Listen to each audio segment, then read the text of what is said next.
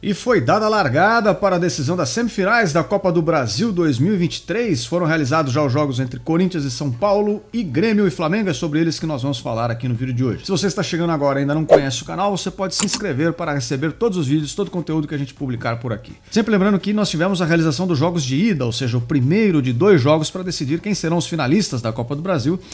E os jogos de volta acontecerão dia 16 de agosto. Por volta do dia 16 de agosto pode ser que haja alguma alteração.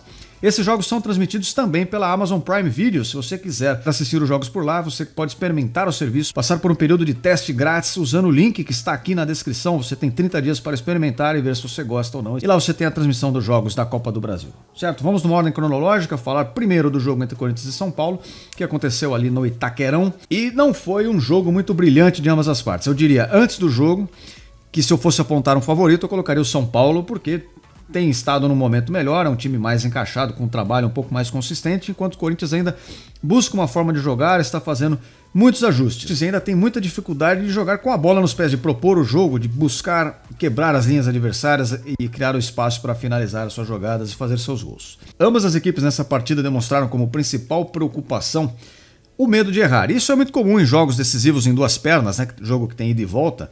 No primeiro jogo as equipes tentam apenas se manter vivas, para no jogo de volta de fato decidir a partida. Se você já toma uma goleada logo de cara, a situação fica mais complicada. Então as 2 equipes foram muito cautelosas e o jogo no primeiro tempo foi muito truncado. Não houve grandes chances, assim, grandes momentos para levantar o torcedor da cadeira, nem de um lado e nem de outro. Apenas alguns chutes de fora da área que acabaram até resultando em gols, como a gente vai ver mais a seguir.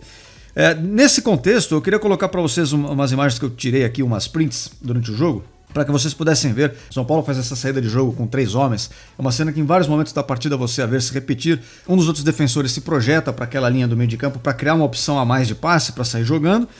Enquanto o time do Corinthians faz uma saída de jogo um pouco mais tradicional, com 2 homens colocados nas posições laterais, 2 zagueiros ali fazendo a saída de jogo e tal.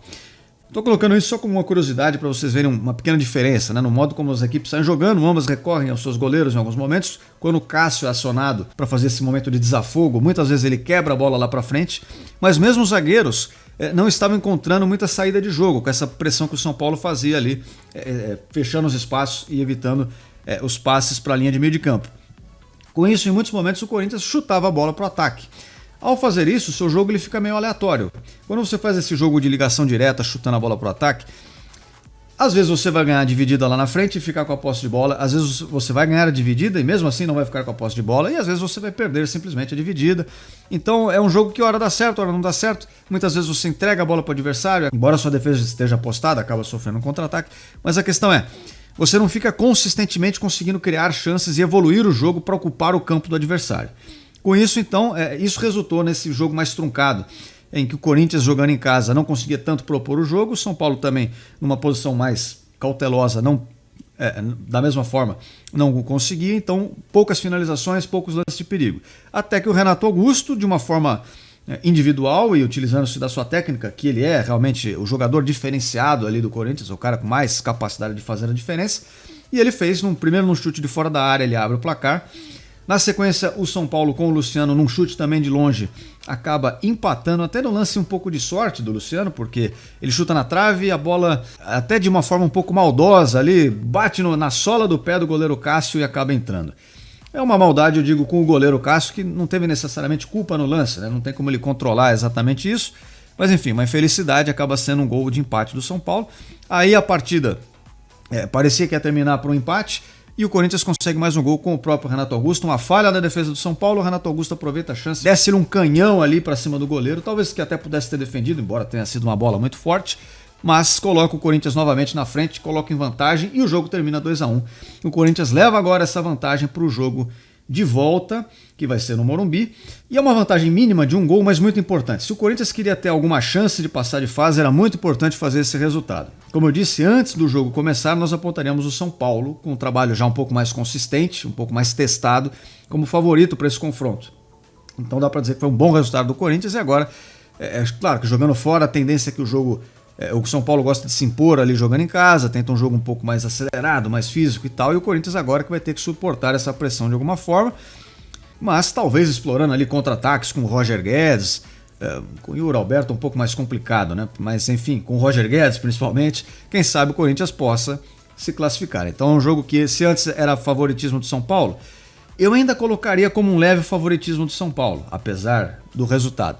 Mas o Corinthians aumentou bem as suas chances e se colocou numa posição mais confortável para disputar essa vaga para chegar à final da Copa do Brasil. Então, ambas as equipes estão vivas. Passando para o dia seguinte, nós tivemos a partida entre Grêmio e Flamengo. Outra partida que, se perguntado antes do início quem era o favorito, eu diria que é o Flamengo, pelos valores individuais que tem. É um time tecnicamente superior ao Grêmio, espera-se que seja assim. E agora que a partida já foi, agora o Flamengo já não é mais favorito, agora ele é muito favorito, porque o jogo terminou, como vocês devem saber, 2-0 para o Flamengo, podendo ter sido 3, considerando que teve um pênalti perdido ali pelo Gabriel Barbosa. Mais uma vez ele perde um pênalti. É uma partida que teve uma dinâmica um pouco interessante. Eu imagino na cabeça do gremista, tanto do treinador quanto dos torcedores, que a chance de você encaminhar ali uma possibilidade de classificação era esse jogo em casa, era começar indo para cima, abrir o placar, quem sabe desestabilizar o Flamengo e buscar ali segurar uma vantagem mais para frente. O Grêmio tentou isso. No começo da partida, até os primeiros 20, talvez até 25 minutos, o Grêmio jogava relativamente bem, tentou trocar alguns passos ali, chegou algumas vezes, sem tanto perigo, mas chegou algumas vezes. Era um pouco mais senhor do jogo do que o Flamengo, que começou um pouco apático. Começou um pouco marcha lenta, não estava disputando tanto, não estava sendo um time muito aguerrido até esse momento. Só que o Grêmio fez essa pressão inicial, não resultou em perigo para o Flamengo e o Flamengo começou a se impor naturalmente no jogo, tocando bola. Esse é o lance, o Flamengo teve uma posse de bola muito maior e foi construindo através da qualidade técnica dos seus jogadores, vai ocupando os espaços, vai evoluindo os lances, vai ocupando o campo de ataque e começa a finalizar um pouco mais, e aí a situação fica perigosa, principalmente porque não é da característica do time do Grêmio suportar uma pressão. O time do Grêmio não consegue fazer uma partida durante um tempo prolongado, com a defesa montada, ali recuado, fazendo linhas, correndo atrás do adversário. O Grêmio gosta de jogar, e quando ele é posto nessa situação, a defesa dá espaços.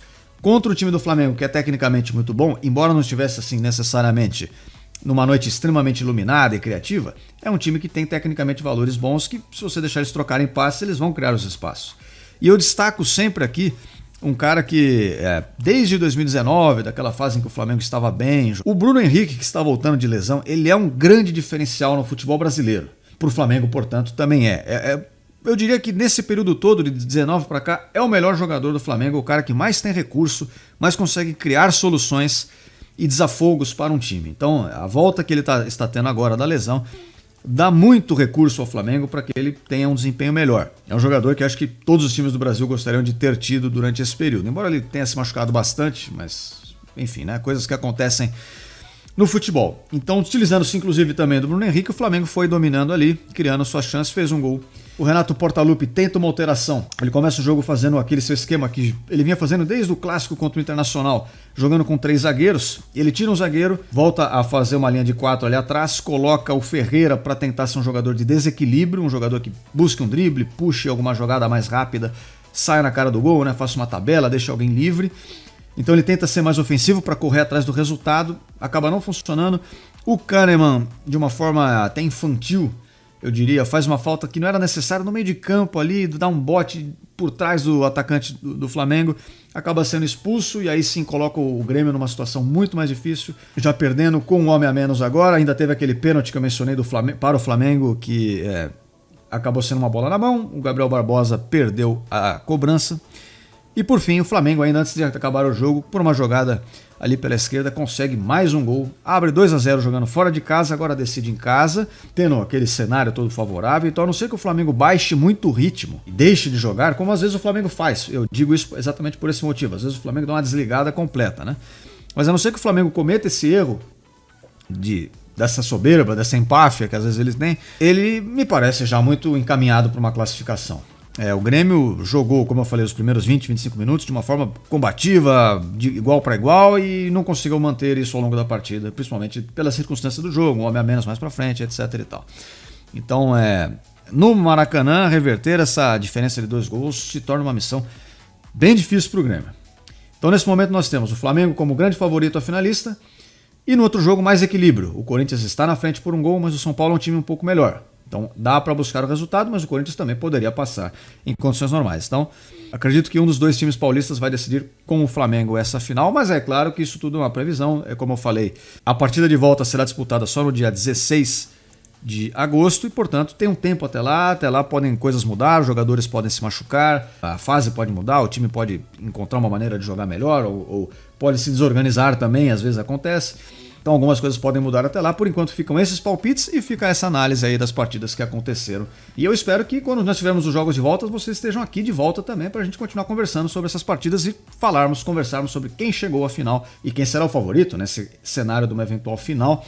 Então, para isso, você pode se inscrever aqui no canal para continuar recebendo os vídeos e me dando aquela força. Você pode deixar o seu like aí também, que me ajuda bastante, certo? Eu espero todos vocês aqui em breve e até a próxima. Fui!